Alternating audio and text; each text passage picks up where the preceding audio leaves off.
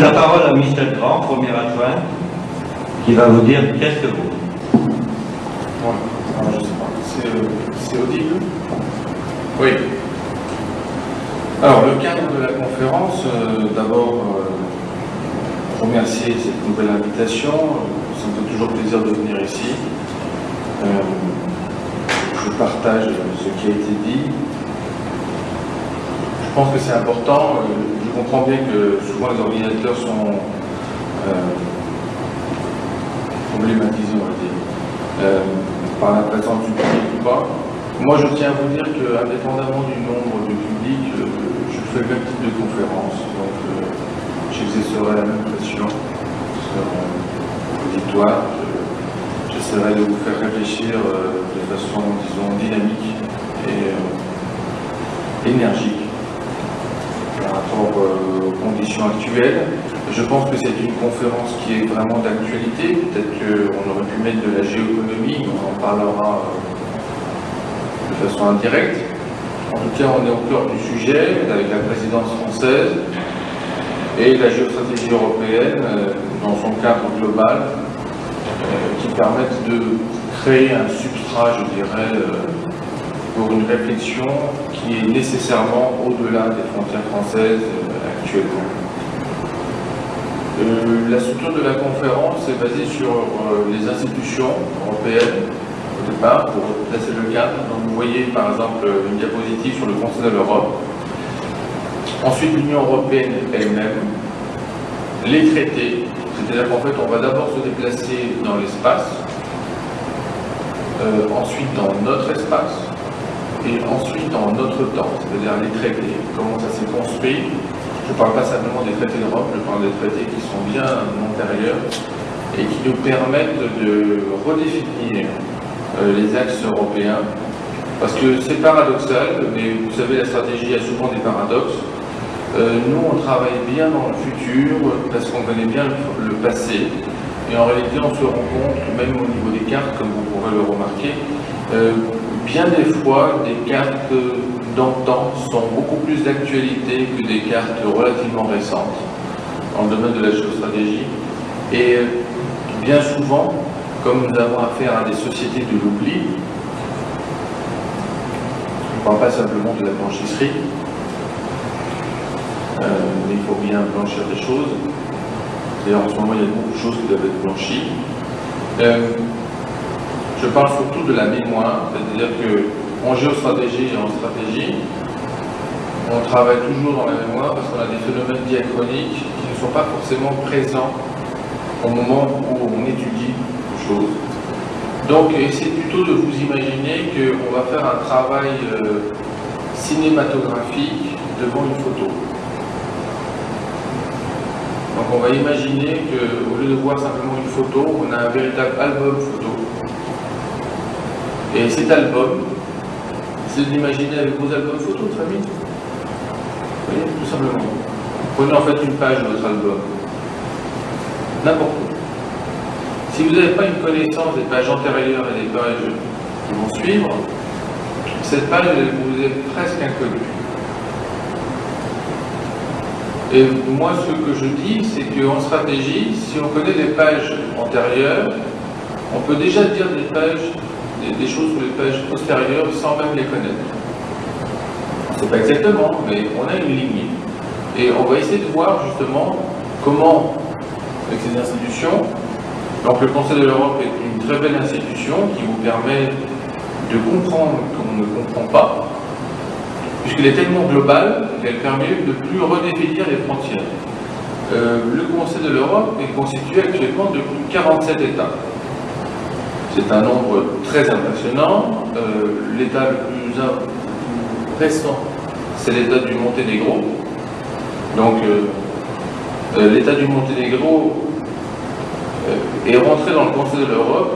C'est important de savoir ce genre de petits détails parce qu'on se rend compte que finalement, des structures qui sont apparemment très lourdes sont beaucoup plus ouvertes que ce qu'on pense. Ainsi, l'État du Monténégro est rentré dans le Conseil de l'Europe sans passer par des pourparlers d'entrée dans le Conseil de l'Europe. Et ça, il y a quelques années, c'était tout simplement impensable. Alors que maintenant, à partir du moment où il y a eu sécession avec la Serbie, le Conseil de l'Europe a saisi l'occasion pour impliquer ce processus et incorporer l'État du Monténégro de facto. Alors vous allez me dire pourquoi je fais cette remarque. Parce que je dirais pas parce qu'on fait partie d'un État qu'on rentre automatiquement dans une structure super étatique de droit. C'est un peu le problème, justement, donc j'en profite comme on a un consul qui pourra compléter certains points, c'est un peu le problème des États baltes. On se posera la question tout à l'heure d'ailleurs, pourquoi les États baltes ont été intégrés dans l'Europe en triplette, pas seulement seuls. Donc vous interviendrez librement en tant que représentant par rapport à ça. Et donc moi j'essaierai de voir le cadre stratégique qui a tendance au premier niveau à éliminer certains artefacts, des phénomènes et des épiphénomènes, mais c'est pour toucher l'essentiel. Ensuite ça peut être enrichi par les apports humains et historiques. En tout cas, si maintenant, imaginez que vous étiez américain et vous voyez cette carte, et on vous dit c'est la carte du Conseil de l'Europe. En réalité, vous n'arrivez pas à déterminer l'historique. On vous dit bah, c'est complet. Au contraire, ce que vous pouvez peut-être voir, c'est qu'il y a peut-être quelques trous. Alors essayons de voir une autre carte. Donc ça c'est pour vous montrer l'idée que si c'est trop grand, on ne voit plus comment c'est né. Mais pour en revenir au problème des petits États que j'utilisais avec le Monténégro, c'est imaginons que, comme on a une représentante de Craponne, imaginons que Craponne devienne un État indépendant. Imagine. D'accord? C'est un problème académique. Est-ce que de facto on rentrerait dans le Conseil de l'Europe? C'est le problème. Parce que ne pensez pas que l'exemple est farfelu. Le Monténégro, c'est très petit par rapport à l'Union européenne, le Conseil de l'Europe. Donc c'est le même nombre de registres. C'est-à-dire qu'en fait, il va falloir que, par exemple, Craponne se définisse comme un État, prouve qu'elle a une structure, qu'il y a un vote, un suffrage universel. Vous voyez, en fait, on va passer par toute une série de processus pour démontrer l'existence d'un État. Donc ce n'est pas si évident que ça. Et ce qui est intéressant, c'est que le Conseil de l'Europe l'a adopté très rapidement. Sinon, ça aurait posé un problème, effectivement, pour l'État du Monténégro. Alors, là, vous avez, par exemple, donc c'est un autre exemple extrême, puisque là, vous avez tellement de petites choses de partout que, de nouveau, vous ne voyez plus la structure. Donc, c'est un peu le même phénomène que pour ceux que vous connaissez. Vous rencontrez un ami, vous le reconnaissez bien, vous le voyez à 3 km, vous ne le reconnaissez pas, vous le voyez à 3 nanomètres, vous ne le reconnaissez pas. En réalité, vous voyez 3 fois le même ami. Simplement, il y a la distance. Donc là, si on regarde en fait au niveau de la communauté, toutes les régions, et si on se restreint au terme des régions, on se retrouve avec une mosaïque qui perd totalement son sens. Alors passons à une autre diapositive. Donc on a vu maintenant qu'une mosaïque globale perd son sens, une mosaïque multidélocalisée perd son sens, et là vous avez en fait Schengen.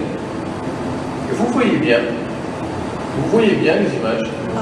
Parce qu'il faudrait, en fait ce qui est pas bien du tout, c'est que vous avez pensé à éclairer le devant, alors il faudrait éclairer l'arrière et éteindre le devant. C'est exactement le contraire qu'il faudrait faire.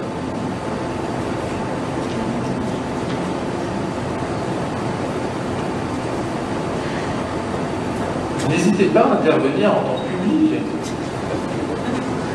Ça fait un quart d'heure que je vous parle de l'Europe et ça vous paraît tout obscur. Vous imaginez si je parle de 2009? Ah, vous voyez que dans le noir on voit bien mieux. Voilà. Voilà. Juste pour que le public qui est assez peu réactif, on va passer aux deux précédents, pour que vous les voyez quand même, parce que sinon je parlais tout seul. Ah, il y a des dames qui sourient maintenant, enfin. Vous voyez, finalement, le bonheur, c'est peu de choses, c'est un peu de lumière. Alors, donc vous voyez, ce que je disais, c'était pour le Conseil de l'Europe. Donc, vous voyez, c'est quasiment tout la même couleur. Donc, on vous a placé, j'aurais pu faire pire, j'aurais pu enlever les frontières. Là, ça aurait été intéressant pour vous de voir que vous ne verriez plus rien. Bon, alors et la suivante, Pierre. Voilà, donc là c'est pareil. Qu'est-ce que vous voulez voir de concret quand c'est tellement morcelé? Donc on est obligé de trouver une échelle. Une échelle où on peut définir finalement l'intelligence du phénomène. C'est-à-dire que, prenez-le dans la vie biologique, si vous regardez une fourmi, vous avez du mal à considérer qu'elle est intelligente. Si vous regardez la fourmilière dans son ensemble, de nouveau, vous avez du mal à comprendre le rôle de la fourmi. Alors il faut voir en fait à quel niveau se situe non seulement l'intelligence de l'objet étudié, mais aussi l'intelligence de l'observateur. C'est-à-dire qu'en fait, on est des observateurs, donc on a du mal à se définir par rapport à une fourmi. Ça, ce sont des biologistes, entomologistes, précisément. La fourmilière, en fait, est une structure beaucoup plus intelligente. Ce qui est important, c'est-à-dire que si moi je vous regardais au niveau de vos molécules, j'aurais du mal à définir votre intelligence. Si je vous regardais au niveau de votre ADN, ce serait le même problème. Les acides aminés, ce serait l'intermédiaire. Donc, à quel moment je considère que je vous vois, vous? C'est le problème, en fait, avec la géostratégie. On a du mal à se placer dans l'espace, on a du mal à se placer aussi dans le temps. Alors, la suivante. Donc, la suivante est, disons, plus logique. On commence à avoir une structure. Alors, on voit des zones grises, on voit des couleurs différentes, on voit des pays qui appartiennent, on voit des pays candidats. Et donc, on commence à avoir une structure évolutive. Mais ce n'est pas encore clair, parce que c'est relativement petit. Et en plus, on ne voit pas la dynamique. Donc, la dynamique, on la verra par la suite. On va prendre encore un exemple de superstructure. Donc, la suivante. Donc, la zone euro, alors en ce moment, je pense que vous la voyez bien, la zone euro. Et je pense que vous êtes bien content d'être dans le vert. Même si apparemment on est tous dans le rouge. Bon. Alors, enfin, on verra. De toute façon, vous vous rappelez, la France est quand même fait avec 3 principes, hein, liberté, égalité, fraternité. On va quand même pas mal insister sur le troisième en ce moment. Hein, puisque pensez bien que c'est un système régulatif. La liberté, c'est la liberté pour tous, dans la limite de chacun. L'égalité, c'est la conscience qu'en fait tout le monde n'a pas la liberté, donc il faut la redéfinir. La fraternité, c'est la réflexion sur l'injustice commise par rapport à l'égalité. Donc il faut bien voir le trio. Donc ça, c'est la zone euro. Vous savez qu'elle est en ce moment d'actualité, et heureusement, c'est assez intéressant, parce qu'on en parlait tout à l'heure à table, c'est intéressant aussi le trou que vous voyez dans la zone euro, et je pense que c'est une entité polysémique, c'est un véritable trou, et il faudrait voir quand de trou noir ça va passer à trou blanc. Bien, alors essayons de voir la structure maintenant. Donc on passe à l'autre série, Pierre. Voilà, donc là maintenant on va rentrer, après cette période bleue, comme dirait Picasso, on va rentrer dans la période Union Européenne, on va travailler un peu sur l'évolution de cette structure. Non, je veux directement, laisse ça maintenant.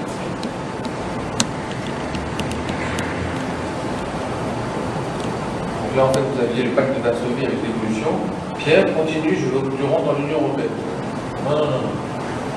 La deuxième section.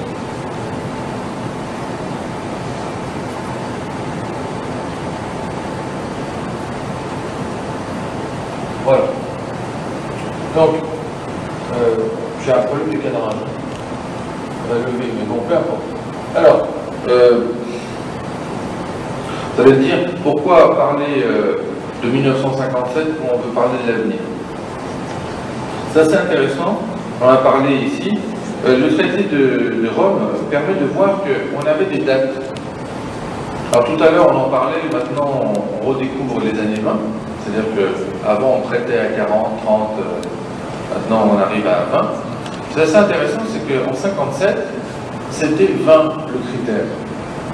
C'est-à-dire qu'on avait des plans quinquennaux et la grande but, c'était 20 ans. Alors c'est assez intéressant, puisqu'effectivement, de 57 jusqu'à plus 10 et plus 20, on voit que l'Europe fonctionne. Ça, c'est aussi pour vous donner du courage, comme je le disais précédemment. N'oubliez pas que l'Europe s'est construite après la guerre. Donc, pire situation, c'est difficile à définir. Donc, réfléchissez à l'envers, c'est une structure qui est relativement robuste. Parce qu'elle est fabriquée à partir de vestiges. Vous savez, des structures robustes qui sont faites quand tout va bien, c'est très facile. Des structures robustes qui tiennent au moment où tout va mal, c'est très difficile. Et l'autre avantage pour nous, c'est que justement, c'est très robuste. C'est peut-être très lent, mais là, vous allez voir, et dans les années qui vont suivre, vous verrez à quel point c'est important. N'oubliez jamais que la lenteur, ça va avec la mémoire, alors que la rapidité, ça va avec l'oubli. Et beaucoup de gens, pendant longtemps, ont souvent accusé l'Europe d'être lente. Vous verrez que c'est les mêmes personnes qui diront par la suite, heureusement. Parce que les choses vont vite, et quand elles vont mal, elles vont très vite. Alors que les choses qui sont lentes, quand les choses vont mal, elles demeurent lentes. Donc, c'est un peu une éloge à la Gainsbourg par rapport à la laideur. Je disais l'avantage de la laideur, c'était le reste. Pensez-y, mesdames. Ce qui est bien pour l'Union européenne, c'est qu'elle était laide dès le départ. Elle ne changera pas. Donc, vous allez me dire pourquoi faire la promotion de la laideur dans le domaine de l'Europe. C'est parce que l'Europe, pour moi, c'est pas un rêve. C'est une vision. Donc, il n'y a pas besoin d'être beau. Il n'y a que les rêves qui sont beaux. Simplement, à un moment, on se réveille. Là, en fait, on ne s'est pas endormi. Donc, essayons de voir maintenant, je vais peut-être prendre l'autre.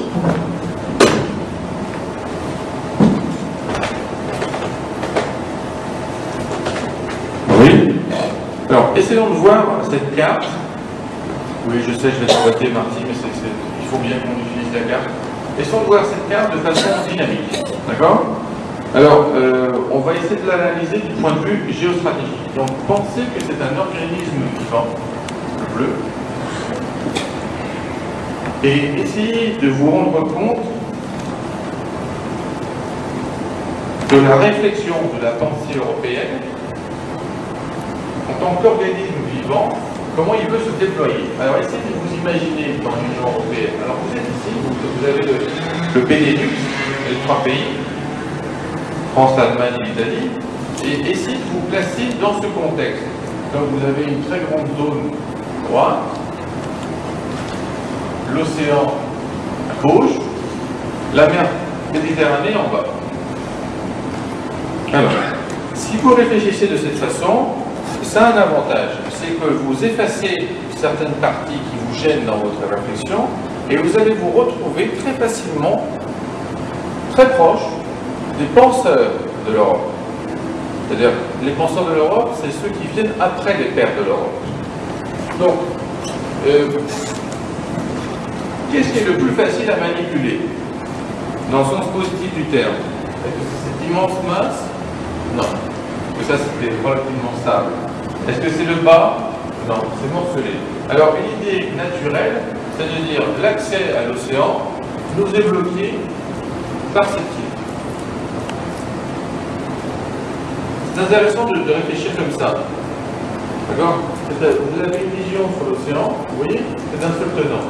Vous avez déjà un phénomène de connexité, les pays se touchent, on peut passer d'un pays à l'autre, sans lever le crayon, comme on dit, en mathématiques.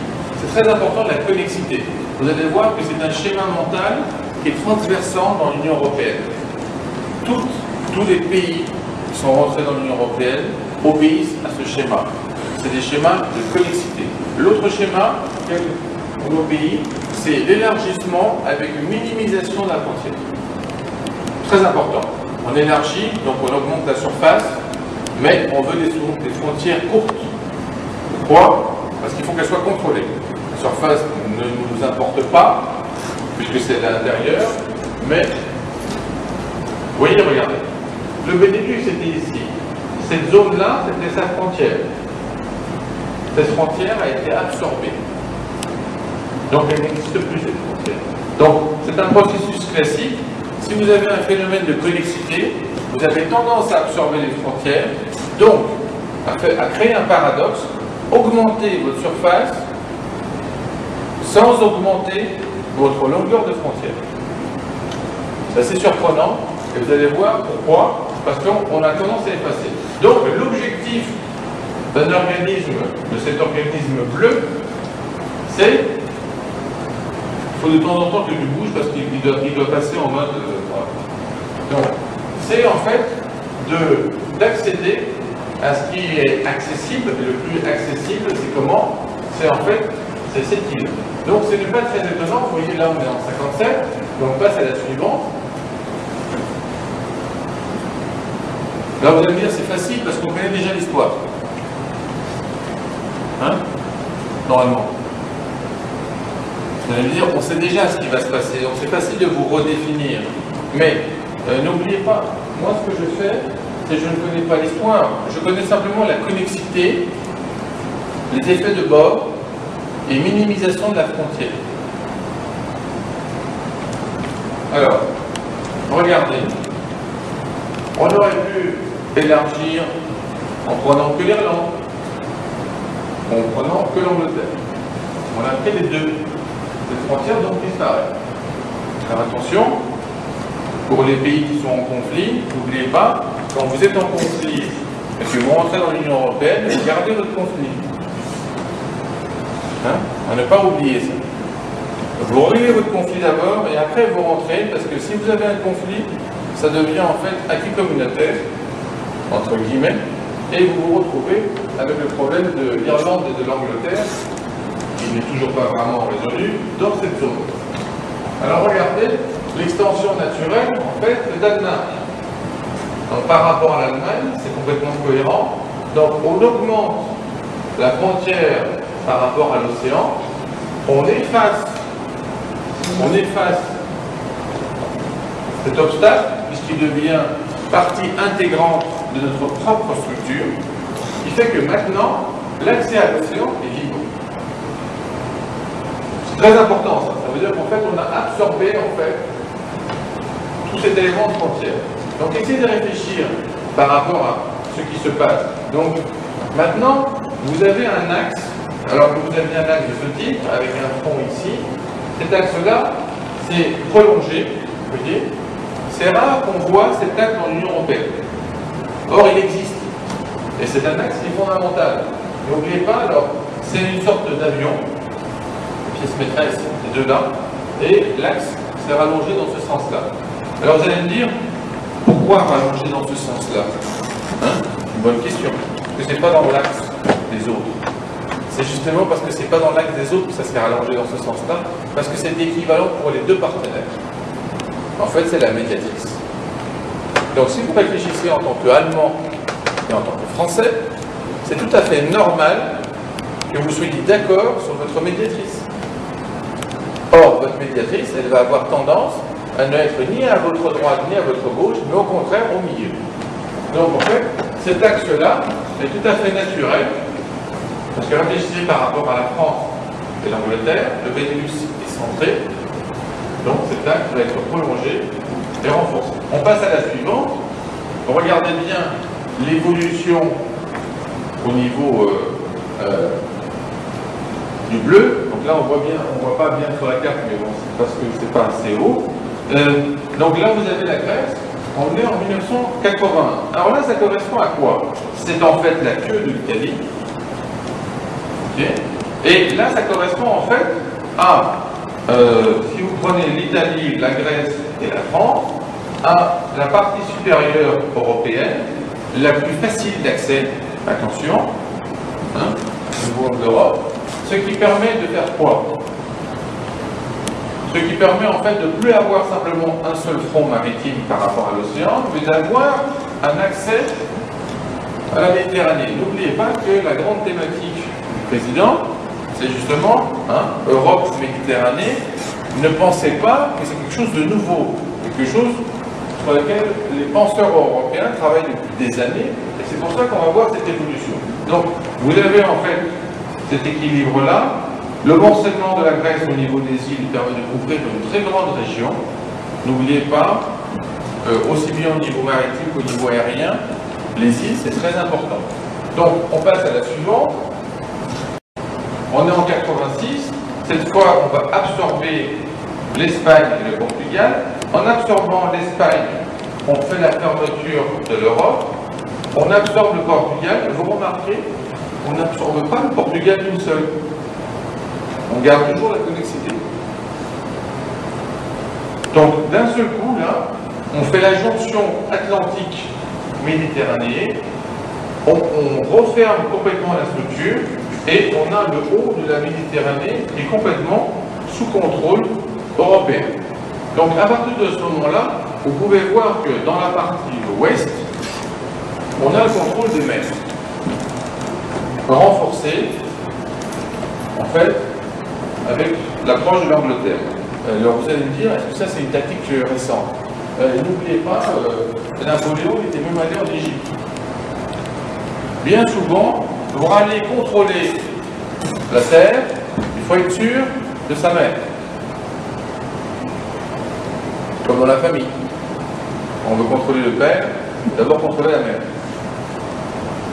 Alors, donc, grâce à ce contrôle-là, maintenant en fait, l'Union européenne est sécurisée sur ses bords maritimes et donc va commencer un travail terrestre qui est toujours plus lent.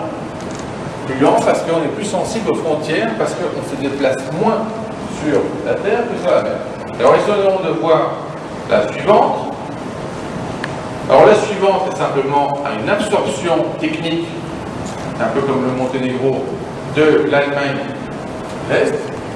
Alors, ça, c'est un bon exemple aussi de robustesse. Les Allemands ont mis quasiment 10 ans pour absorber réellement ce petit bout. Donc, même population, même tendance, même histoire, mais au niveau économique, 10 ans dans la figure. Donc, ça, c'est important pour les Français. Ça veut dire que vous avez un allié de poids par rapport à l'Allemagne, parce qu'ils savent ce que c'est d'avoir une grande période et de devoir faire un sacrifice pour absorber des gens qui considèrent comme des leurs, mais qui n'étaient pas des leurs entre guillemets. Alors, donc ça c'est technique, mais n'oubliez pas, ça permet de nouveau d'effacer cette frontière interne avec une augmentation du poids de l'Allemagne. On va passer à 99 au niveau des représentants. Bon, la suivante. Voilà. Alors, repasse la précédente, qu'on remarque bien le phénomène. Alors, remarquez bien. Donc, l'absorption ne se fait pas ici. Ni là. Ni les Pays-Bas, rien du tout là, ici. C'est normal. Regardez l'époque où on est. Mais en fait, ici, il y a des candidats potentiellement. Or, ce qui va se faire, comme on le voit, c'est qu'on va faire une fermeture, création d'une enclave.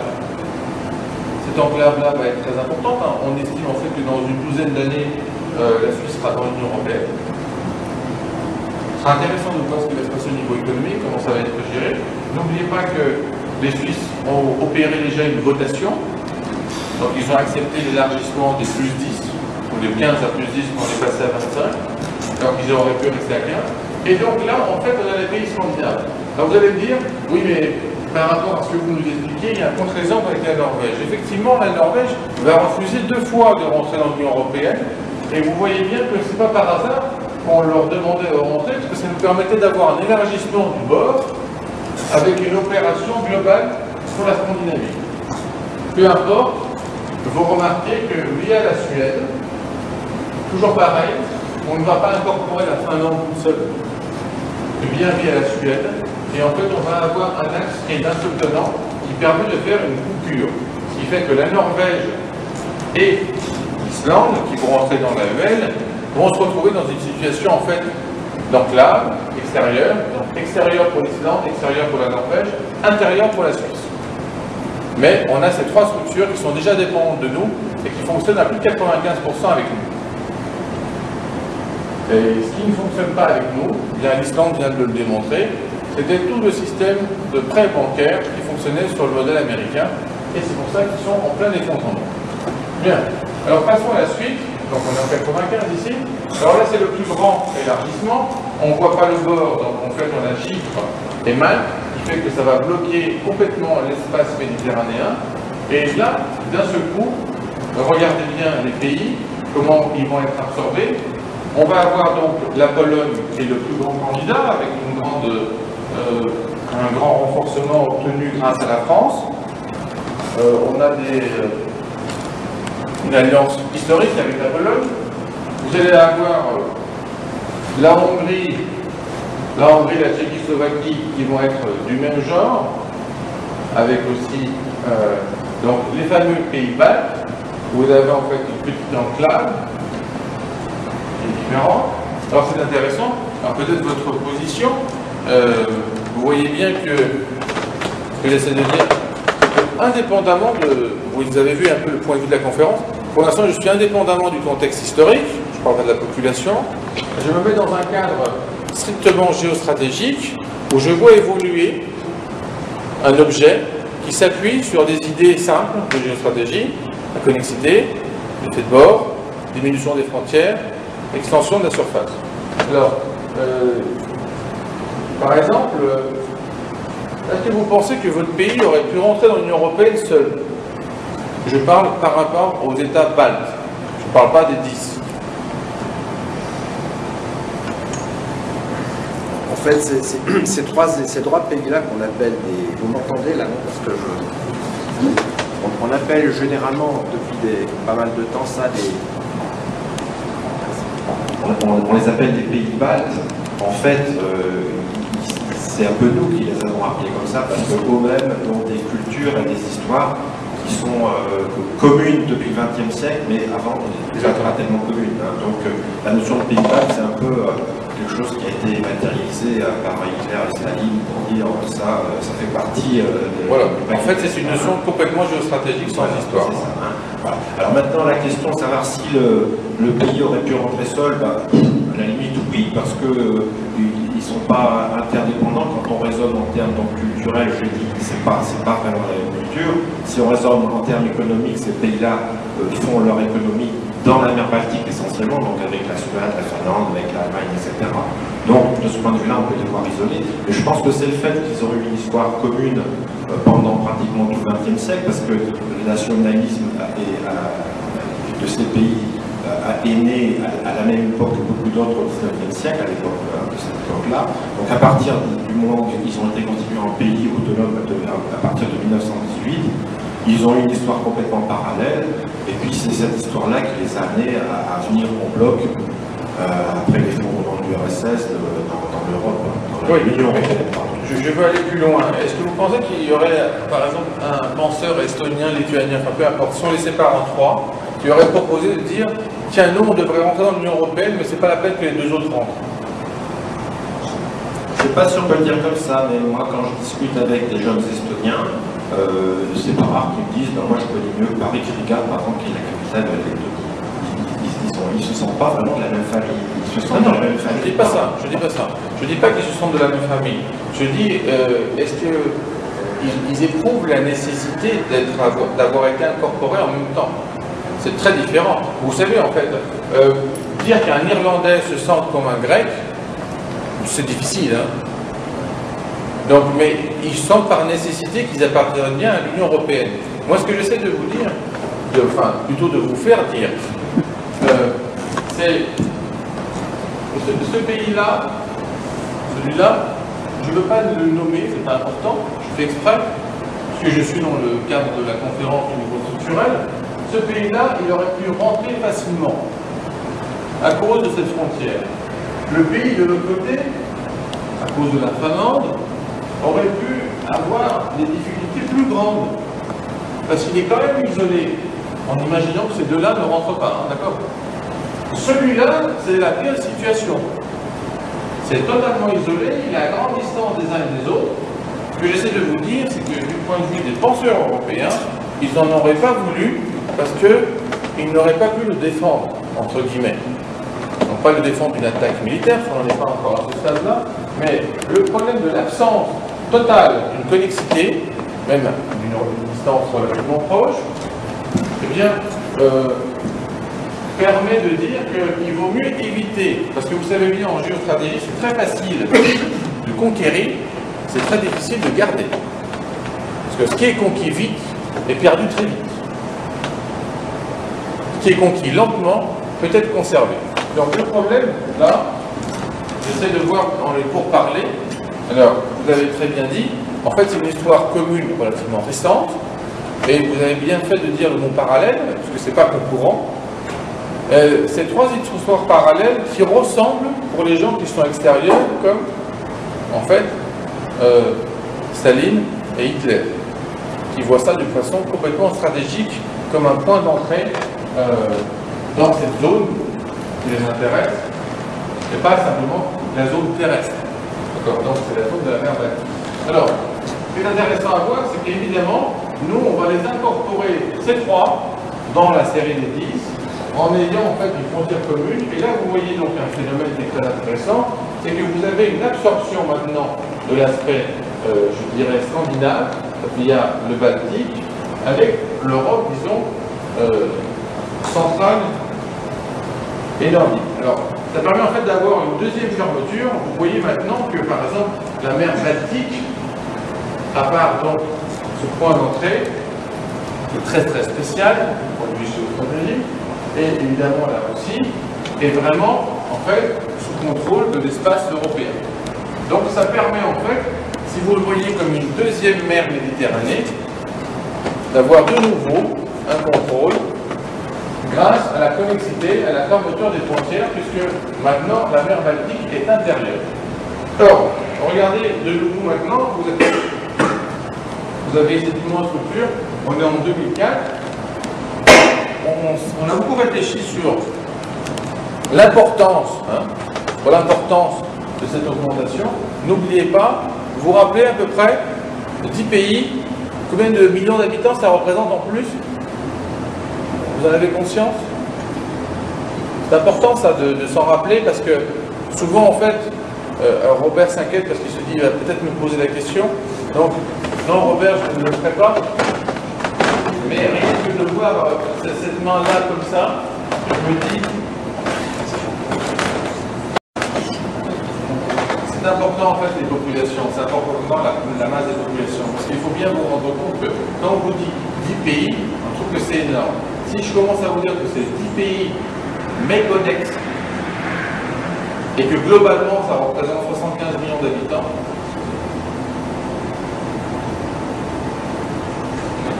parce qu'attention, hein, ça va vous arriver. On vous fera le coup ici. Hein. Vous direz, il n'y en a qu'un seul. On a absorbé 10 pays, vous n'avez pas pour un seul pays, quand même, vous allez avoir des problèmes. Ah oui, mais le problème, c'est que quand ça va rentrer, ça va être 100 millions. Et là, on verra comment vous allez appliquer la problème de géostratégie. Parce que les frontières communes, là, il faut les voir, hein. Que des pays sympas. Iran, Irak, Syrie, enfin, hein, l'Arménie c'est dans les plus cool, la Géorgie c'est plus haut, enfin n'en parlons pas de la Géorgie parce qu'on pourrait pas l'interpréter. Ce que j'essaie de vous dire c'est que si sur le plan mondial ces frontières-là sont ce qu'on appelle des pays rouges, en termes de dangerosité, vous imaginez par exemple quand on va vous dire que voilà, tout cet espace-là finalement c'est un seul pays, donc on a absorbé, on est à 27, on n'est pas à 28 près. Mais regardez la frontière. La frontière c'est que du neuf, sans aucun contrôle. Donc augmentation de la masse, sans augmentation de la frontière. Bon, en réalité c'est une super augmentation de la frontière. Il faut vous rendre compte en fait, comme il faut se rendre compte des chiffres. C'est-à-dire que si on met le nombre de policiers aux frontières actuelles, ici, c'est sous la frontière nouvelle, je parle que terrestre, on aurait un policier tous les 64 km. Alors, ici, là, vous voyez ça? Ici, les policiers appellent ça une passoire. Ça. Pour la drogue, etc. Ça, cette distance-là.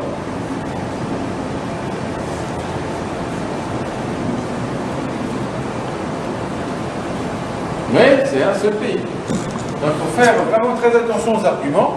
Beaucoup de fois, vous avez entendu, et vous avez dû le supporter, 10 pays, c'est énorme, comment on va faire pour s'élargir, est-ce qu'il faut repenser sa capacité, etc. Et vous allez remarquer qu'au niveau des penseurs européens, et surtout des penseurs français, ce n'est que après l'élargissement des 10 pays, et même de la Roumanie et de la Bulgarie, qu'on a commencé à définir le concept de capacité d'absorption. Jusqu'à là, on pouvait tout manger. C'était pas un problème. Maintenant, on commence à définir. Donc, par hasard, on a défini le concept de capacité d'absorption. Alors, il faut quand même que vous sachiez ce que ça veut dire. C'est qu'avant, quand un pays était candidat, il passait dans un processus qui entérinait certaines lois et il le faisait évoluer. Maintenant, en fait, à la fin de ce processus, hop, vous avez le droit de dire « Oui, mais nous, on n'a pas la capacité d'absorption. » Pas dans le processus de négociation. Hein. Après, c'est la première fois qu'on le fait, et ce n'est pas par hasard. Alors, ici, on voit la suivante, puisqu'on est en 2017. Voilà, regardez, une fermeture tout à fait naturelle. Donc, on avait en bas la fermeture de la Méditerranée. Cette fois, on a la fermeture par le haut, qui permet de créer une autre enclave qui a déjà été morcelée.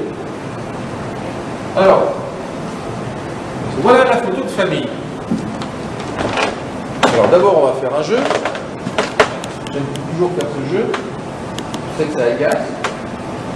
Mais souvent, on vous dit on est trop dans l'Union européenne, hein, d'accord? André, vous avez déjà entendu ça. On est trop, on serait quand même mieux tout seul. Bon, très bien. On va essayer de l'imaginer maintenant. On est en 2007 et en 2009, on vous laisse le choix. Et donc, tiens, tu vas mettre les diapos à l'envers. Et donc, on a le droit de virer les pays qui ne nous plaisent pas, ok? Jusqu'à qu'on arrive à un endroit où on aime bien nous. Voilà. Et voilà, bon, on enlève. Allez, on enlève, on n'en veut pas. On ne veut plus, c'est pas bien, c'est insupportable, on est trop. On est vraiment trop, voilà. Vous préférez ça?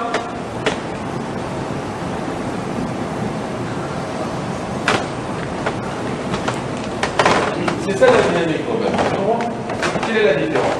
C'est que quand on vous donne, oh, du temps, je sais pas, c'est pas bien, ça, je préfère l'autre, ce qu'on m'a donné, c'est pas bien. Bon, faites à l'envers, reprenez. Ah, non, alors là, non. Donner, c'est donner. Prendre, c'est voler.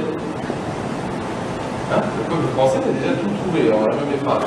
Quand je fais ça, là, je suis en train de vous voler, parce que c'est votre acquis communautaire. Vous êtes habitué en fait à cette surface. Vous vous dites, oui, c'est l'Union européenne. Quand vous voyagez, vous êtes bien content d'être dans la zone euro parce que vous avez plus d'échanges qui vous volaient la moitié de vos vacances. Parenthèse. On se demande d'ailleurs comment ils vivent ces gens-là maintenant. Parce qu'ils ne veulent plus notre argent sur l'euro. Or, ils arrivent quand même à vivre. Donc, c'est qu'ils survivaient. Bien sûr, un sou. Bon, alors, on va se faire plaisir, on va les remettre au pays. Parce que là, je pense que le consul va être.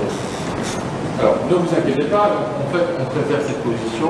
Et vous savez, même les eurosceptiques, ils sont sceptiques dehors, dedans. Je vais vous expliquer. Toujours le même problème, d'accord? C'est que quand vous êtes dans l'oasis, vous voyez que le désert. Quand vous êtes dans le désert, vous voyez l'oasis. Demandez à ces pays qui sont rentrés dedans, ils vont vous dire oui, bah, depuis qu'on est rentré, on a plein de réformes à faire, etc. Bon, vous voulez sortir? Non, non. Non, merci. Enfin, nos réformes. Mais c'est pénible, c'est dur, c'est dur. Vous voulez sortir? Non. On va fêter. D'accord. Bien. Alors, la photo de famille est arrivée ici. Mais là, maintenant, vous avez un schéma de pensée. Vous avez de la connexité, le bord, des frontières, vous êtes armé intellectuellement. Donc, vous n'allez pas me dire que vous n'avez pas une vision maintenant de ce qu'il faut faire. Alors, c'est très simple. Vous avez du bleu et vous avez des zones blanches enclavées. Alors, vous voyez, c'est très clair. Donc ça, on a déjà fait des accords. Ici, on a un accord. Ici, on sait que ça a évolué. Donc, en fait, on sait que ça va passer. Donc, pour l'instant, il voit la vie en rose. Puis après, il va voir la vie en bleu. Et l'Islande, bon, elle la voit déjà en noir. Donc, ça va très vite devenir bleu. Parce que vous savez, quand on est dans le noir, on a déjà un bout de bleu. Bien. Alors, vous vous dites, eh bien, c'est là. Alors, attention, vous n'êtes pas le seul à vous dire ça. Il y a aussi un allié, le temps, avec plein de petites étoiles.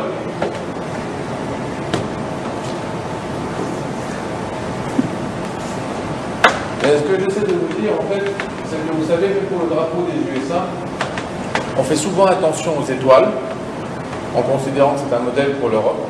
Alors que s'il y a un modèle à prendre dans le modèle américain, ce n'est pas les étoiles, c'est la ligne horizontale. D'accord? Donc en fait, c'est les 13 qui se sont révoltés contre le système anglais. Première indépendance.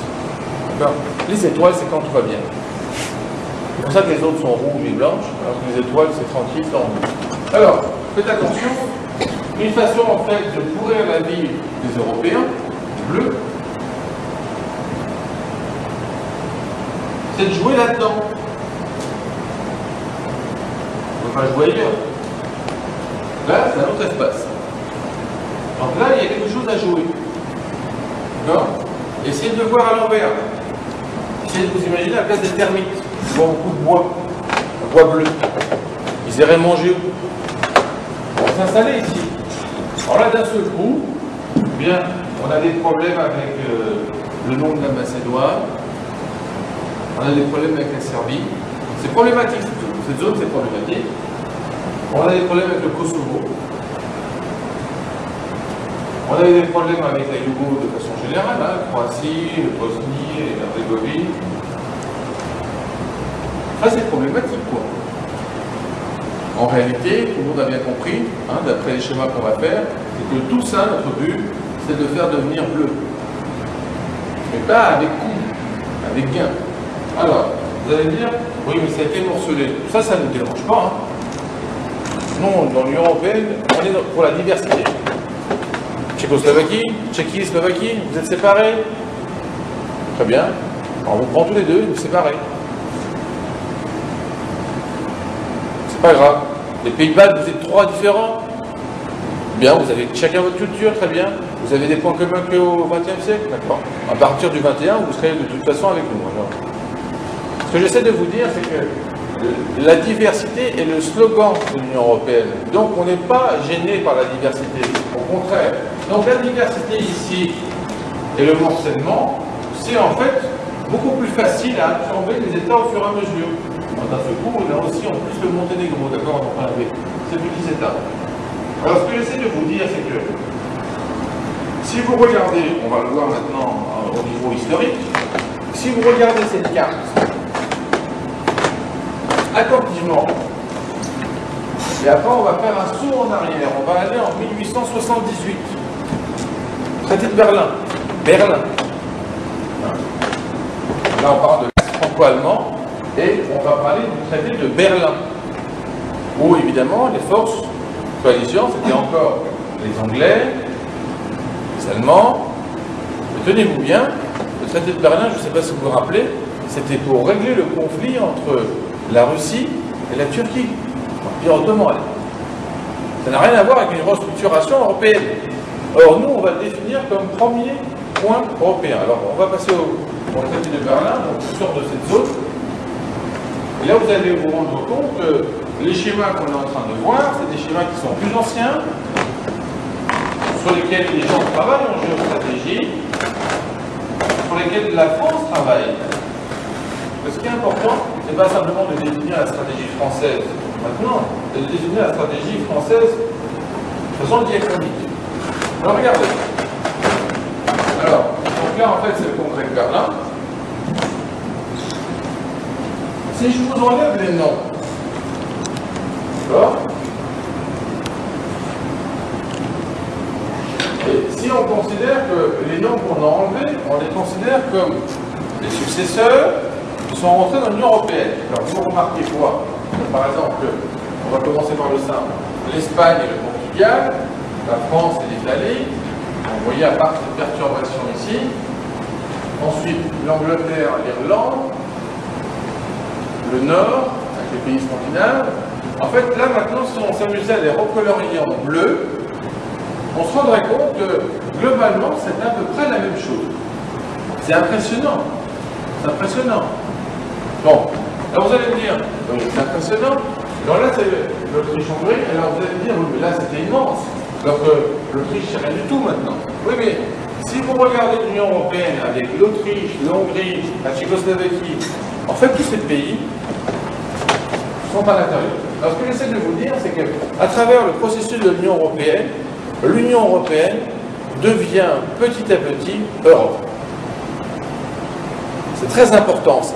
C'est-à-dire qu'en réalité, quand vous avez une unification qui est réelle, vous ne parlez plus d'unité. Parce que justement, vous parlez d'unité et vous vous rendrez plus compte que c'est une union. D'accord? Non, vous parlez d'une famille, par exemple. Oui, il y a le père, la mère, les enfants. Vous dites le père, la mère, les enfants. C'est quoi? La famille. Là, c'est la même chose, en fait. Alors, c'est assez intéressant, c'est que vous vous rappelez, la zone problématique est ici. Vous voyez? La carte est montée par rapport. Alors, regardez aussi, la Bulgarie et la Roumanie. Alors, c'est assez intéressant maintenant, vous allez comprendre pourquoi, quand la Bulgarie et la Roumanie sont rentrés dans l'Union européenne le 1er janvier, on a eu des interviews en Turquie où les gens intervenaient en disant c'est inadmissible que l'Union européenne absorbe les États qui dépendent de l'Empire ottoman sans absorber la Turquie. Ah, c'est intéressant ça quand même, non? Parce qu'en fait, si vous remarquez bien, l'Empire ottoman utilise des techniques de connexité. Déjà à l'époque. Nous, on était bien trop morcelés pour nous en rendre compte. Mais en réalité, au traité de Berlin, on a en fait un grand savant qui s'appelle Karatödori, Alexandre Karatödori, et qui est le premier plénipotentiaire du sultan. Alors, Alexandre Karatödori fait partie donc des négociateurs. Il va écrire un rapport secret. Ce rapport secret va être retrouvé par un diplomate français et publié en 1919. Dans la préface, le diplomate français dit « C'est très important de le faire publier. C'est un rapport secret, donc c'est le premier plénipotentiaire avec le sultan.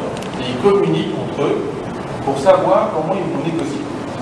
Donc là, je vais vous dire certains éléments de négociation. Mais c'est intéressant de voir donc, la préface de ce diplomate français qui dit « C'est vraiment important que les Européens lisent ça, comme ça ils comprendront mieux ce qu'on est en train de vivre maintenant. » Et moi, ce que je peux vous dire, en tant que conseiller stratégique, ce serait bien que vous le lisiez.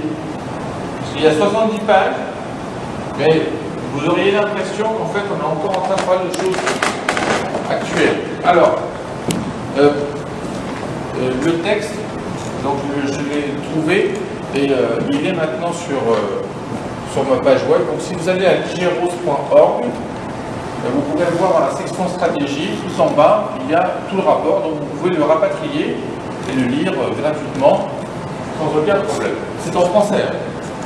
C'est en français. Le texte original est en français. Ça vous surprend, hein? Le premier plénipotentiaire par le sultan est écrit en français. Oui. Alexandre Karatödori parlait 17 langues, donc ce n'est pas un problème. Et le français, dans la culture des Grecs d'Anatolie de l'époque, c'était quasiment leur langue maternelle. Donc, vous remarquerez, alors si vous voyez qu'il y a certaines coquilles orthographiques, ne faites pas comme moi. Hein. pensez pas que c'est des erreurs, simplement que le français à l'époque s'écrivait comme ça. Donc, je ne suis pas surpris. Alors, ça nous permet de dire quoi? Il va lui définir, au moment du congrès de Berlin, attention, hein, la Turquie va au congrès de Berlin perdre. Très important. Très important quand vous avez affaire à des négociateurs qui savent perdre. En France, nous, on est plutôt du côté des gens qui savent gagner. Alors, comme on gagne rarement, on s'en sort rarement. Vous allez me dire, bon, c'est un peu extrême, vous allez me dire, mais en fait, essayez de réfléchir. La France, en fait, avait des colonies. Hein. Quelles sont les relations avec nos colonies? Médiocres. Je veux dire, on va de haineuse à médiocre. L'Angleterre avait des colonies. L'expression Commonwealth, ça veut dire quelque chose? Ah, non, mais il n'y a pas l'équivalent en français. Quoi? Combien d'années? Hein? C'est-à-dire que ce que j'essaie de vous dire, c'est que l'Angleterre et la France étaient dans une situation similaire. La différence, c'est que l'Angleterre sait perdre. Donc en fait, elle s'arrange pour perdre, et on a l'impression qu'elle n'a quasiment rien perdu. Alors que nous, en fait, on ne sait pas du tout perdre. Alors quand on perd, hein. C'est carrément. On essaie de mettre qu'il n'y a pas de nom, pas du tout. Hein. Les guerres sont non. Hein. Il ne reste plus rien. Donc ce qui reste, en fait, c'est la Nouvelle-Calédonie. Okay. La Réunion, la Nouvelle-Calédonie, l'hiver. Hein. Vous vous rappelez des Kanaks. Bon, la Réunion, la Guadeloupe, la Martinique. Alors c'est assez intéressant, je vous rappelle quand même que ce n'est pas des détails, ça. Ce n'est pas par hasard que dans vos billets d'euros, vous avez ces pays. Hein? Quand vous regardez votre billet d'euros, faites bien attention, la France a insisté pour qu'on voit ces îles. On voit bien la Guyane aussi sur vos billets d'euros. Faites pas très attention parce que c'est liquidité. Enfin bon, en ce moment, on fait plus en attention. Mais, bah oui. Oui. Il n'y a pas compté les piécettes. Bon. Alors, ce que j'essaie de vous dire. Le sultan dit au premier plénipotentiaire, tu vas perdre une partie de la Bulgarie, mais attention, tu ne perds que du nord, pas du sud. Je reviens à mon sud. Il ne parle pas du tout de population, hein. Pas du tout d'histoire, il se moque complètement de qui est dessus. Ce qui est important, c'est la connexité, la connexité, la connexité. Si je perds le sud, je n'ai plus accès à l'Albanie. Si je perds le nord, j'ai pas encore accès. Et en fait, ce qu'on appelle le fameux arc, cet arc-là s'enfonce comme ça. Et justement, en fait, alors là, c'est ça le plus drôle de l'histoire, que des fois des choses se mélangent sans qu'on sache vraiment. En fait, donc la Bulgarie va naître ici. Vous allez le voir en fait, avec le traité de San Stefano qu'on a un tag postérieur. Et après le traité de San Stefano, qui va appliquer en fait historiquement une partie à la Grèce, mais qui n'existe pas en tant que Grèce. Hein. Attention. C'est pour ça qu'il faut faire attention sur ce qu'on appelle piquer. Bon, enfin bon. Donc ça va être créé, et après les Grecs vont être contents pour le traité de Berlin parce que ça va être libéré. Alors attention, libéré quoi? Ça va repasser sous le joug ottoman. Mais comme les Grecs sont aussi sous le joug ottoman, ça ne change rien pour eux.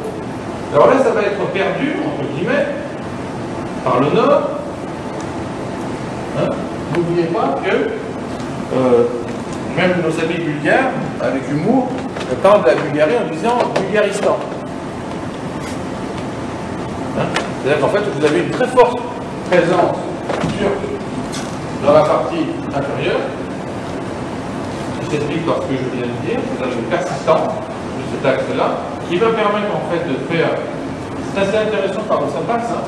Quand on parle à la Bulgarie, la Macédoine, le problème qu'on avait dit, évidemment Albanie, Kosovo et Bosnie. Et donc vous allez voir que dans le texte, on va le vérifier, il dit c'est pas grave si tu vois le Monténégro, mais pas la Bosnie. On est en 1878, hein. Ce serait intéressant si les gens avaient lu ça en 1992, de savoir quelles seraient les répercussions. Et évidemment, en 1992, vous avez eu, comme par hasard, des gens d'ici sont allés aider ici. Pas ici, ni ici, ni ici. Ici. Qui était leur partie. Hein? Alors, donc vous voyez en fait que cette connexité dont on parle, donc on a laissé tranquille le phénomène de la Russie, qui recherche de toute façon aussi une connexité. Il faudrait une véritable autre conférence pour voir comment la Russie, qui avec son évolution en Union soviétique, va gérer des phénomènes analogues. Mais attention, toujours pareil, la très grande différence, c'est que l'Union européenne recherche la diversité et ne recherche pas l'uniformisation. Alors là, c'est assez drôle, parce que si vous êtes, comment dire, franco-français, hein, cocardien, vous allez vous retrouver dans un paradoxe et vous allez vous dire, je préfère rester français, et là vous passez directement à la globalisation, la mondialisation. Donc vous êtes en fait le pays des French fries. Et si vous décidez de dire, bon bah moi je veux jouer le rôle européen, là vous êtes plus français. C'est un paradoxe, mais il faudra bien retenir ça, parce que ça risque de durer avec une absence d'alternative. Alors essayons de voir l'autre exemple. Donc en fait, n'oubliez pas, dans cette région-là. Alors donc là, regardez bien, de nouveau, là c'est franc en fait, on est en 1914. Alors, c'est assez important parce qu'on voit, vous voyez, l'Autriche-Hongrie, on a une tendance naturelle à considérer que c'est l'Allemagne qui joue un rôle ici. N'oubliez pas que l'Allemagne joue un rôle similaire avec la France et vont jouer en tripartie avec l'Autriche-Hongrie. C'est-à-dire que l'Autriche-Hongrie retrouve son contexte historique. Faites attention, l'Autriche-Hongrie, c'est un bon exemple d'empire diversifié. Je précise, l'autrichien, c'est comme l'allemand, entre guillemets. Hein? Donc en fait, c'est une langue indo-européenne. Le hongrois, c'est comme le finnois. C'est finno-hongrien, c'est extérieur aux indo-européens. Donc essayez d'imaginer dans le même empire des gens qui sont indo-européens et non indo-européens, avec des difficultés de représentation et de sous-représentation. Mais je vais vous donner un exemple très facile, un peu pour agacer aussi bien les Français que les Grecs. Vous savez bien qu'en France, par exemple, il n'y a pas d'Arméniens. Il n'y a pas d'Arméniens en France. Non? Il n'y a aucun Arménien en France. C'est pour cette raison que les Français, d'ailleurs, il n'y a aucun Arménien non plus en Grèce. Jamais. Les Arméniens ne sont jamais allés ni en Grèce, ni en France. C'est pour ça que la France et la Grèce n'ont jamais demandé que l'arménien, qui est une langue indo-européenne, devienne langue européenne, puisqu'ils n'en ont jamais vu. Par contre, la Hongrie, où là, en fait, il y a 3000 Arméniens, 3000, tout le territoire, a dit, quand elle est rentrée dans l'Union européenne en 2004, moi j'ai des Arméniens dans mon pays, donc il faudrait quand même vous décider que l'arménien passe en langue européenne. Donc les Arméniens, en fait, ont attendu l'entrée de la Hongrie, qui n'a que 3000 Arméniens dans son pays, pour devenir langue européenne. Alors vous allez me dire, langue européenne, c'est rien du tout, c'est un détail, non pas du tout, c'est un détail financier très important. Les langues européennes sont financées. Alors pendant ce temps, évidemment, ne vous inquiétez pas, hein, parce que nous, on est pour la pluridisciplinarité en Grèce. Par contre, les Grecs, en fait, ont demandé pour la communauté turque d'avoir une langue européenne. Alors, ce que c'est intéressant, du coup, pour un linguiste, c'est que le turc est une langue agglutinante, rien à voir avec l'indo-européen. Ce n'est pas une langue flexionnelle, donc il n'y a pas de cas non plus. Il n'y a pas d'étymologie, on peut la segmenter, mais c'est devenu une langue européenne. Alors que l'arménien, qui est une langue européenne au début, ne l'était pas jusqu'en 2004. Voilà. Donc ça, c'est les choix que font les pays. Alors ce que j'essaie de vous dire, c'est pour rendre hommage à la Hongrie, c'est que la Hongrie a l'habitude de parler de sa diversité. Et en fait, elle a l'habitude de parler de sa diversité tout simplement parce qu'en fait, c'était l'Empire austro-hongrois qui travaillait beaucoup avec cette diversité de facto. Et donc, quand ça s'est réduit à l'Autriche et la Hongrie, qui sont des entités quasiment séparées, on pourrait dire maintenant, en fait, ils retrouvent leur contexte dans l'espace des Balkans. Et c'est pour ça que le cas de la candidature de la Croatie a beaucoup avancé, parce que l'Autriche, en particulier, donc avec le renforcement de la Hongrie, ont beaucoup fait pour que ça avance. Alors, pour regarder de nouveau, vous voyez cette zone d'une seule couleur, ici un polychromatisme, mais en réalité, si vous le réfléchissez bien maintenant, vous auriez tendance à voir la couleur à l'envers, avec une fragmentation de cet espace, diversifié, avec les pays de l'Union soviétique, les ex-pays de l'Union soviétique, et ici, une unité. Alors attention, donc toujours ici, le problème des Balkans, entre guillemets, et l'équivalent du XXIe siècle des Balkans, le Caucase. La Géorgie, la Cassie, l'Arménie, l'Azerbaïdjan sont en fait le même phénomène, qu'on appelle nous phénomène de triple contact. Ici, Autriche-Hongrie, Russie, Empire ottoman, donc à la jonction petits États. Ici, Russie, Empire ottoman, Iran, Perse, à la frontière petits États. Donc vous avez trois points très forts, très puissants, ensemble, vous ne pouvez avoir que des petites structures. Donc c'est ce qu'on appelle le phénomène de balkanisation. Alors, passons à une autre carte. Voilà, alors c'est assez intéressant. Donc là maintenant, en fait, vous avez une absorption en termes d'empire.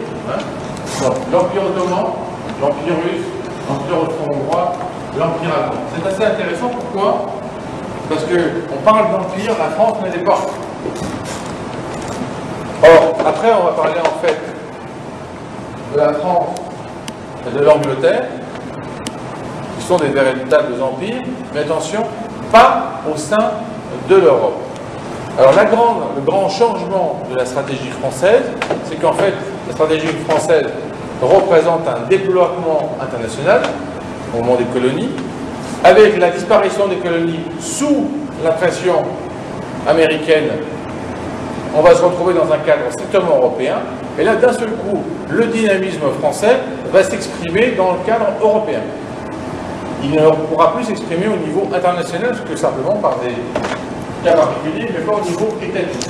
Donc, vous voyez là, donc on a des structures très importantes, Empire allemand, Empire austro-hongrois, qui vont être absorbées dans le cadre de l'Union européenne et faire une connexion avec la partie inférieure. La suivante. Donc là, c'est des alliances, je ne sais pas, vous les voyez, il n'est pas bien. Les couleurs sortent bien. Non, c'est pas bien, on la jette, on la jette. Alors là, en fait, c'est le traité de San Stefano, on en a parlé précédemment, c'est pour vous rendre compte de. Vous voyez, en fait, ça c'était la Bulgarie. La Bulgarie n'existait pas, d'un seul coup, il a existé. Alors regardez ce qui se passe, c'est qu'elle touchait en fait la mer Égée. Donc, la Bulgarie, par l'eau jusqu'ici, crée en fait un obstacle. L'Empire ottoman ne pouvait plus rentrer dans l'Europe. Donc ça faisait une fermeture. Alors le paradoxe, c'est qu'on va dire en fait au niveau... donc là c'est créé, donc c'est une perte. La Turquie va perdre la guerre contre la Russie, mais elle va réussir à récupérer cette partie pour rétablir son arc, en acceptant de perdre par le nord. Mais par le nord, parce que l'arc n'était pas gêné. Donc on passe à la suivante. Voilà. Donc ça c'est pour vous donner un exemple. Alors, pourquoi cette carte? Là c'est le territoire français. Alors ça c'est intéressant donc, de voir, parce que il y en a parmi vous qui devraient se dire oui, mais le président Sarkozy fait la promotion de l'espace méditerranéen, et faites attention parce que vous avez tendance à le simplifier et à considérer que c'est simplement un rapport avec les pays arabes. Les pays arabes, sous-entendu dans votre tête, les pays du Maghreb. C'est faux. C'est faux. Les pays du Maghreb, pour la France, c'est vraiment des pays très très proches. Très très proches. Indépendamment de la guerre, etc. Les pays cibles, c'est des pays du Moyen-Orient. Différence. Hein. Alors, ici, vous voyez en fait, ça c'est le traité de Sèvres. Alors, attention, hein, le traité de Sèvres c'est assez intéressant. Donc il va être le résultat en fait en 1920 de la perte. Alors regardez en fait comment se fait le contrôle. Alors vous avez en fait des zones d'influence, vous voyez, britannique, française, hein, et vous avez en fait territoire britannique, français. Quand en fait on va avoir cette perte, ça va être provoqué par quoi? Regardez, ça c'est juste pour vous donner un exemple du problème de connexité. Perte de la connexité avec la disparition des Italiens qui vont se regrouper dans le Dodécanèse. Séparation en fait de l'espace grec avec l'espace français. L'espace français va se réduire à la partie française, entre guillemets, et donc va descendre pour être en fait en situation positive par rapport au Liban. Vous voyez, on voit, on a vu d'ailleurs par la suite avec la guerre au Liban. Donc, et là vous allez en fait avoir une épuration de l'intérieur, que vous vous rappelez en fait le problème du génocide des Arméniens. Ça va être éliminé en 22, ça c'est en 23, et là vous vous retrouvez avec une partie qui est complètement commune. L'Arménie, on a la taille de l'Arménie, et regardez la taille suivante. Donc là on va arriver au traité de Lausanne, donc jamais appliqué. Alors vous remarquez la différence, une seule couleur, sans aucun problème. Si on vous met des couleurs différentes, c'est pour vous rappeler comment c'était. Hein, parce que là en fait on va avoir la Turquie comme en 1940. Et là, vous remarquez d'un seul coup que vous avez du mal à trouver l'Arménie. Après, c'est la région du Pont, d'accord? La région de Cap. Vous voyez maintenant la Géorgie. Alors, qu'est-ce que je veux vous dire? C'est que via le problème de connexité, on a une absorption totale, une élimination de toute diversité, donc un modèle totalement différent. Et faites attention, parce que ça peut être en fait, et c'est un des candidats le plus anciens, depuis 64. Cet espace-là, vous imaginez là, cet espace-là, vous imaginez que ça puisse être les frontières de l'Europe?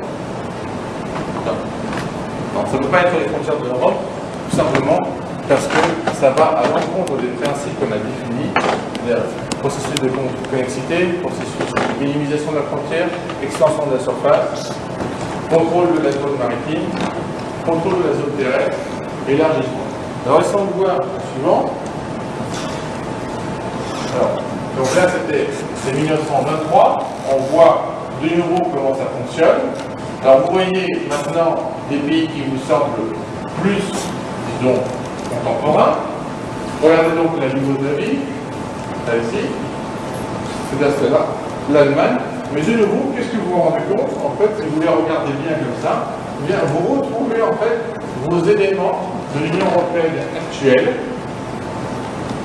Vous voyez même donc là, regardez comment ça se fonctionne aussi par le haut, et vous regardez en fait le système de coalition.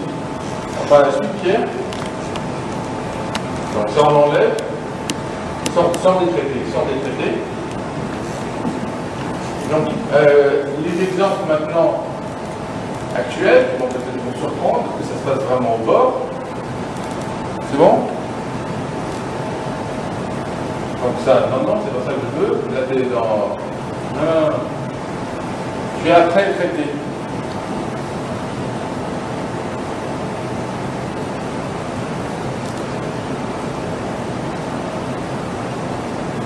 Voilà. Alors, regardez bien. Ça, en fait, c'est l'Empire ottoman depuis 1798. Alors, c'est assez intéressant. Hein, pour les Français, vous voyez, en fait, ici, c'est la Tunisie. Ici, c'est l'Égypte. Les Français contrôlent cette zone au niveau pétrolier depuis 1911. Avec le Liban, des accords spéciaux. En fait, cette zone intéresse les Français depuis très longtemps. Pas nouveau. Donc, paradoxalement, ça correspond à une zone en fait, qui appartenait directement à l'Empire ottoman. Alors, regardez maintenant, essayez de réfléchir à l'envers. Maintenant, imaginez que vous êtes dans l'Empire ottoman et vous regardez l'équivalent de l'Union européenne, et en particulier du rôle de la France. Là, vous allez vous rendre compte que la France fait tout pour vous piquer la partie nord. Quand elle fait la promotion de la Pologne, quand il va y avoir la Bulgarie, la Roumanie, la France, elle va être à fond dedans. Hop, vous n'avez plus cette partie-là. La France fait tout, déjà, vous savez, avec la Tunisie, le Maghreb, toute cette partie-là, donc c'est votre zone frontalière. Des rapports spéciaux avec l'Égypte, avec le Moyen-Orient en particulier, donc avec le Liban et la Syrie. Alors en fait, avec Chypre, francophile pour la Grèce, bataille à Corfou,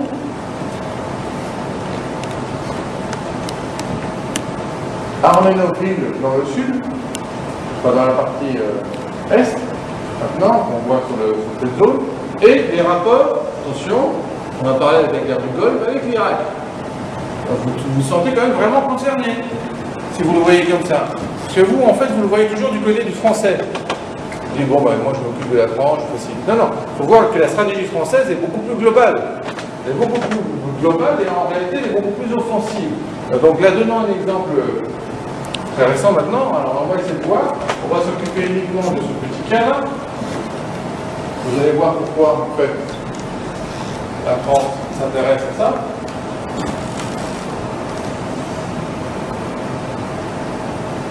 Voilà. Donc là, c'est les détroits à droite, je pense, pour être tout à gauche. Alors, vous voyez ici, en fait, vous avez l'île de Chypre. Là, en haut-dessus, vous avez Castelorison. Là, vous allez avoir la Grèce. Et là, vous avez, en fait, l'Égypte. Et vous avez, en fait, Tel Aviv et Beyrouth. En fait, ça, c'est l'espace aérien. Alors, vous regardez la taille de l'île. Et vous allez me dire pourquoi, dans le cadre d'une conférence sur la géostratégie européenne et la stratégie française, j'essaie de conclure la conférence avec l'île de Chypre. Surprenant quand même, non? Eh bien, parce qu'en fait, ça va être le fer de lance de la France pour le Moyen-Orient. Donc, je vais vous expliquer ce qui se passe. À partir du moment où le plan Annan en 2004 a été rejeté par les Chypriotes, la France a accès en fait à Chypre. Elle peut faire même des périphonies, comme on dit, donc circuler autour de Chypre. Alors Chypre appartenait en fait à l'Angleterre jusqu'en 1955. N'oubliez pas que l'Angleterre l'avait vendu au traité de Berlin avec des accords secrets. Elle l'avait acheté plutôt, l'avait acheté à l'Empire ottoman. L'Empire ottoman, tenez-vous bien, a vendu Chypre aux Anglais pour que les Anglais n'interviennent pas dans les négociations au niveau des Balkans. Et c'est resté secret. Ça veut dire que la diplomatie française ne le savait pas. Elle l'a découvert au dernier moment parce qu'elle se demandait pourquoi la diplomatie anglaise était si neutre. Les Autrichiens s'en sont rendus compte très rapidement, c'est pour ça que dans les documents secrets d'Alexandre Karakozevic, on sait que la semaine qui vient après le traité de Berlin, il va comme par hasard à Vienne.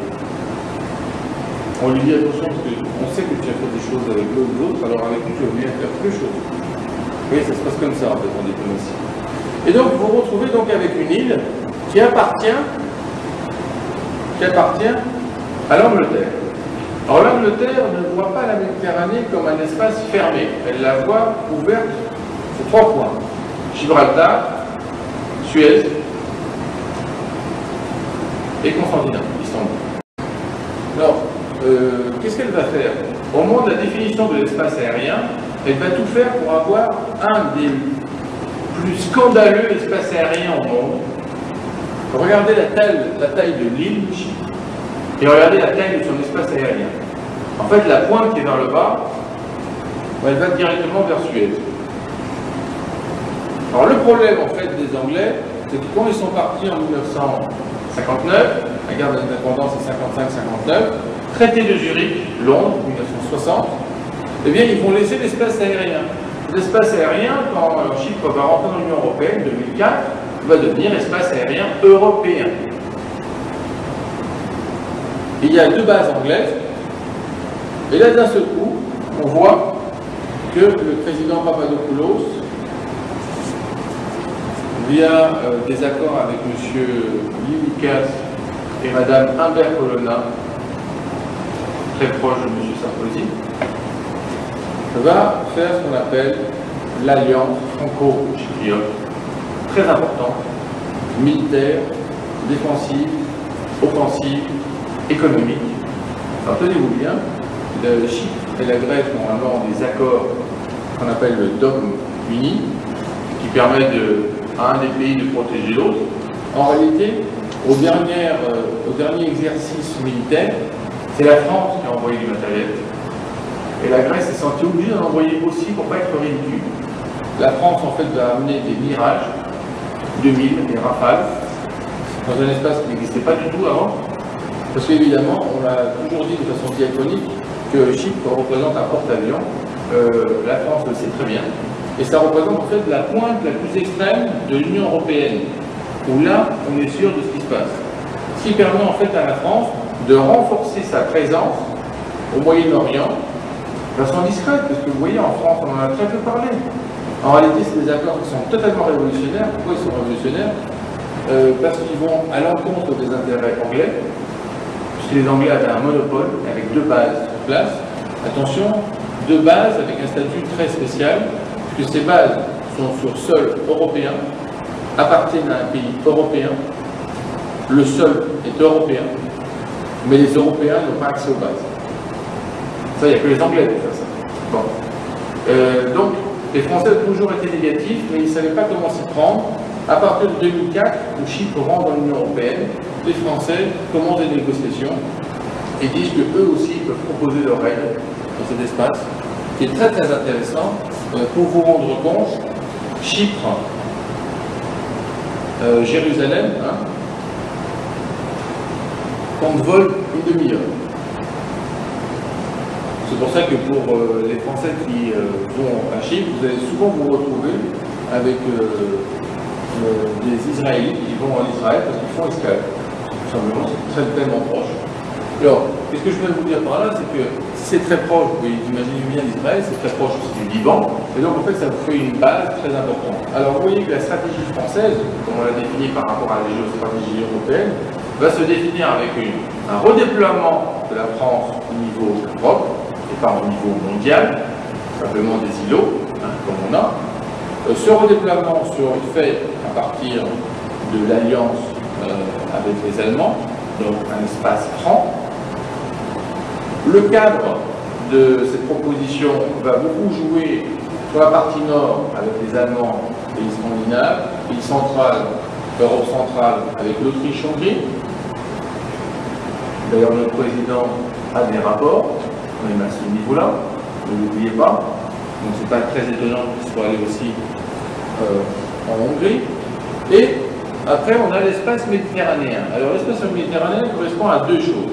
Il correspond à une stabilisation de la partie sud de la Méditerranée pour ne pas avoir un flux migratoire interne, mais ça correspond aussi à un espace de contrôle de l'ensemble du bassin, qui est en fait une recherche historique au niveau du français. Maghreb, Algérie, Tunisie, Égypte, ça c'est des choses qui ne sont pas extraordinaires. Ça correspond en fait à des choses qui sont très stables du point de vue de la structure, de la pensée stratégique française. Donc, pour conclure en fait cette conférence, à ce niveau-là, si vous pouvez poser des questions après, je répondrai, c'est de vous dire que ne pensez pas à une France miséreuse, centrée sur elle-même. Pensez bien en fait qu'elle se redéploie, elle se retrouve dans un espace de configuration qu'on pourrait qualifier presque de napoléonien. Ne l'oubliez pas ça. Elle fait des structures d'alliance avec des pays qui ont une grande base, comme l'Allemagne, l'Autriche-Hongrie, donc par rapport aux empires. Elle se redéfinit par rapport à son espace historique européen. Donc ce n'est pas étonnant non plus qu'elle ait une position différente par rapport à la Turquie, parce qu'elle voit en la Turquie le successeur de qui? De l'Empire ottoman, avec qui elle a déjà eu des conflits, elle sait exactement de quoi on parle. Et donc par rapport à ce cas, elle va renforcer la structure de Chypre et elle va se redéfinir sur l'ensemble de la Méditerranée. Donc vous voyez en fait une France qui n'est pas centrée sur son nombril, comme on pourrait le penser, qui est très européenne, et l'Europe joue beaucoup sur cette France européenne. C'est-à-dire que les Chypriotes, parce que moi j'ai vu les négociations, étaient très preneurs. Ils étaient très preneurs parce qu'ils se sont rendus compte en fait que le système anglais, on avait un phénomène de monopole. Donc en fait, il fallait avoir un système multibranché, plus robuste contre les attaques, renforcer tout ce qui est zone euro. Donc en fait, on voit qu'on a, si vous voulez, une défragmentation du disque dur qui se resolidifie à partir du noyau franco-allemand, mais avec une présence dynamique française beaucoup plus importante sur les effets de bord, donc Méditerranée, océan, et une présence allemande sur le centre. Ce qui fait que les deux joueurs ont un rôle à jouer, ils jouent de façon complémentaire, ça permet d'avoir un duo très fort, très stable. L'Allemagne vous semble toujours plus stable, mais parlez avec vos amis allemands et vous verrez qu'ils ne vous diront pas forcément l'opposé de ce que vous pensez. Donc, n'oubliez pas, quand vous êtes avec pile ou face, on se demande toujours ce que fait face pendant qu'on est pile, mais pensez bien que pile se demande la même question. Ce qui est important, c'est la même monnaie, et que ce soit bien l'euro. Donc, avec ces symboliques, je voudrais vous conclure et donc vous remercier pour votre attention et aussi votre résistance à écouter des choses qui sont un peu plus abstraites, mais en réalité qui sont très concrètes. Simplement, on n'y fait pas très attention. Voilà, merci beaucoup.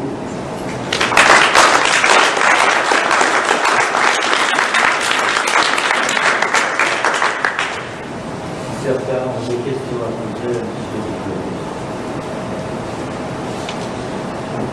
Oui, moi j'allais juste faire une petite remarque comme ça, parce qu'au travers de tout ce que vous avez montré, bon, on a trouvé ça dans d'autres empires, ces mouvements effectivement, mais est-ce qu'on n'assiste pas un petit peu actuellement à une espèce de limite à la poussée de l'Europe, de l'Union européenne vers l'Est, qui vient un peu à la fois buter sur la Russie, qui n'entend pas de ce règle-là, et que finalement l'issue à l'expansion peut se trouver maintenant vers le sud?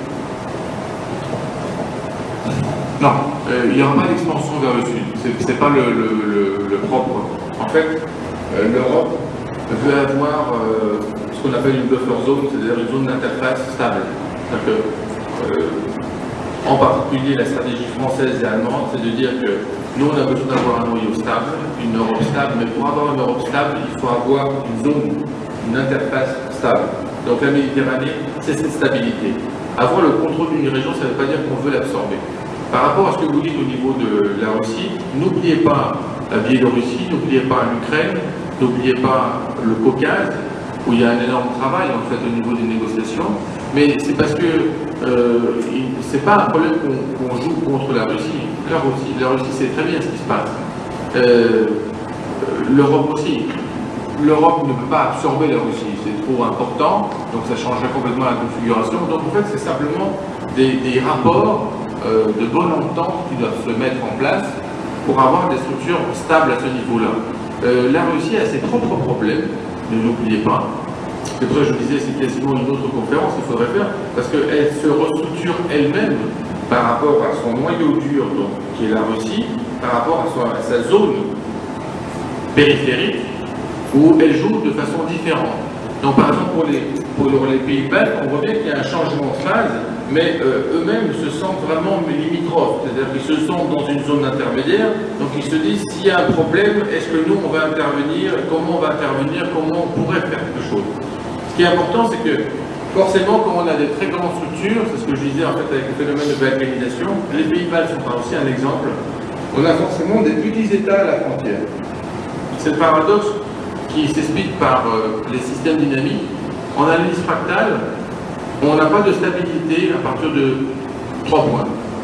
On a de la stabilité à partir de 2 points seulement, ou de plus. Dès qu'on a 3 points, on a une zone d'instabilité quand on a 3 points stables. Donc, votre préoccupation, comment dire, n'est pas naturelle pour un géostratégiste parce qu'elle ne pose pas de problème. En réalité, se poser à côté d'un grand mur, c'est très important, mais c'est pas choquant. Essayez de vous rappeler des structures quand on fait des immeubles.